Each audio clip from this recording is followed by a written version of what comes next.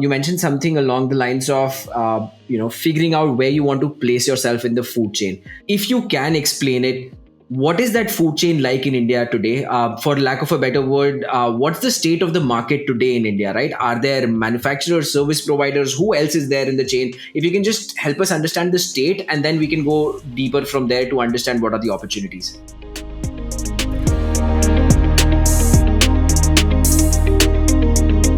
See, I will like to give an analogy here. When a river starts flowing, right, it starts from in the form of a very small stream, waterfall coming from some glacier, and then goes to the plain and then feeds a lot of people, right? Some people make hydroelectricity out of it. Some people use it for spiritual purposes. Some people use the river for putting away the sewage, and some people use it for irrigation, right? You need to know where you want to use this river water for first. So what I mean is that if you are collaborative in nature, fundamental aspect is that can you become complementary to each other and solve a larger problem together by adding your value in an incremental order rather than horizontal order where everyone is trying to dig their own waterfall in the glacier, right? In that way, what will happen? The glacier itself will disappear one day and it will fall like a massive catastrophe on you. So it is important to figure out that incremental positioning of your company and your capabilities and then choose your business approach wisely. Now, when I want to put it in a very specific manner for drone ecosystem, now there are hardware manufacturers which are manufacturing drones either for generic or specific purpose. For example, we make drones for surveying and mapping application. Someone else makes drones for, let's say, video surveillance application or homeland security application. Someone else may be making drones for logistics application.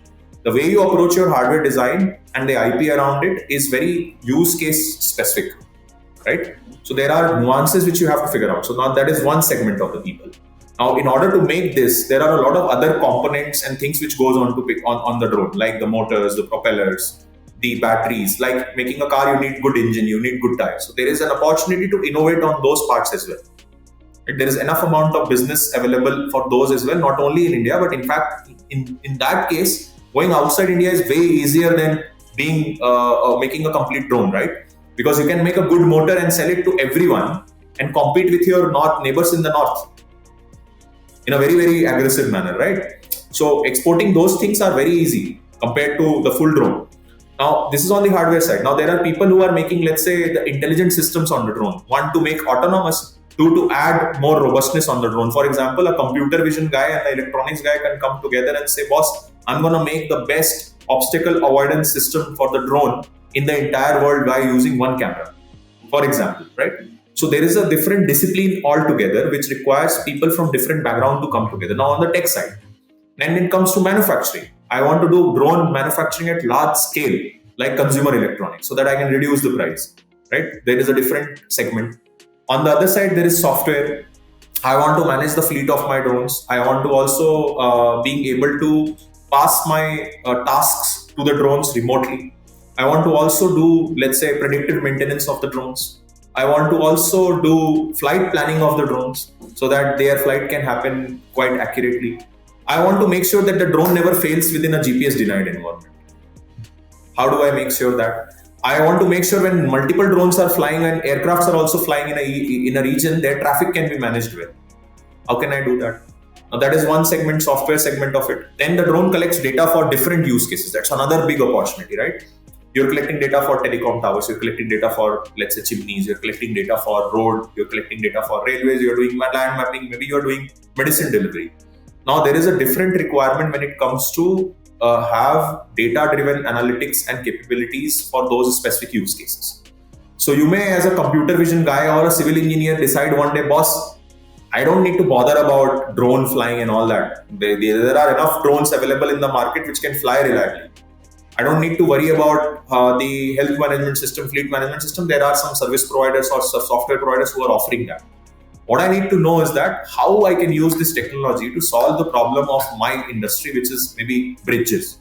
I can make some software which will solve the problem for bridges, right? For example, today a fintech guy decided to use camera for payments. I agree, tech guy would have decided camera to do food quality assessment. The phone is common across all of them. It's the way you want to use it is different. Likewise, the way you want to use drones will be also different. You want to use it for what sector? Do you have the expertise of that sector? Maybe as me as an aerospace guy and my co-founder as an electronics guy wouldn't know what is the specific requirement of, let's say, someone who's making a bridge, or someone who's laying down a fiber network, or someone who's basically willing to inspect the health of the crop. I don't know. Maybe someone else knows better than me. So someone else can do an incremental value add over the existing piece of technology. Now, if someone like that and someone like us combine together, work together, backward, forward in terms of technology integration, value creation, massive amount of value can be created. Now there is fourth thing, which is being a pilot. You don't know anything. Today, a 10th class guy can go take a certification program, which is a 7-day certification program, enroll, go and become a drone pilot if he's a responsible person. All you can benefit from that industry is that you don't need to go through, even if you go through a diploma studies, you will end up being a blue collar employee at max, unless you have exceptional capability in a factory oriented job, right? Today you have an opportunity to become a drone pilot, get paid 30k, 50k per month, where this is a growing industry. If you get that skill today, the more you get experience, the more growth you will get, and it is a fast growing industry. So you can make 30, 40k per month being a 10th pass or a high school pass, basically just by very carefully curating the learnings which you want to have in terms of certification as well as learning how to operate drones. So this is also available. I tell you, we have close to 100 drone operators. Close to 40-50% of them, they don't have technical education background. People from pharmacy background, BCom graduates, every type of people who have, let's say, good aptitude and attitude, who are sincere, are becoming successful drone pilots today. Fantastic. So there is that as well. So you can become a hyperlocal entrepreneur. You can decide, boss, I'm going to own a drone and I will do, let's say, mapping of mines which are around my city, or I will go and spray pesticide for farmlands around my village and make my own living.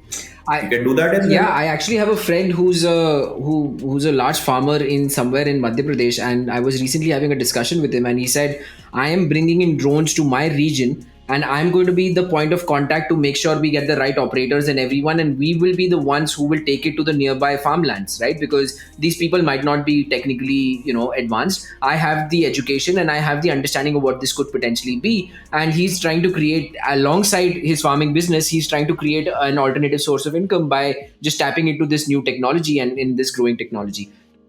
Absolutely. See, another example is that not very far in the future, you will also see drones doing emergency supplies, right? Like the blood dose, or when if you want certain blood of certain blood group immediately in a rural area, generally which is not found.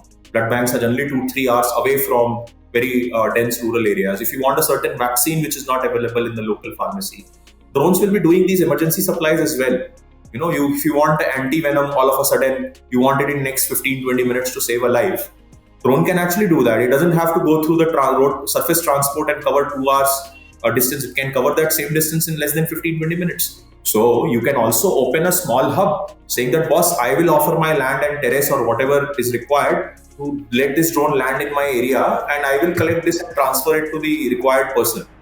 You can integrate with the ecosystem that way. So again, there is incremental value add which you have to look at. Not everyone needs to become drone manufacturer or service provider. People can figure out their positioning, just like people figure out who wants to make use of that water in what way when it is starting from that glacier.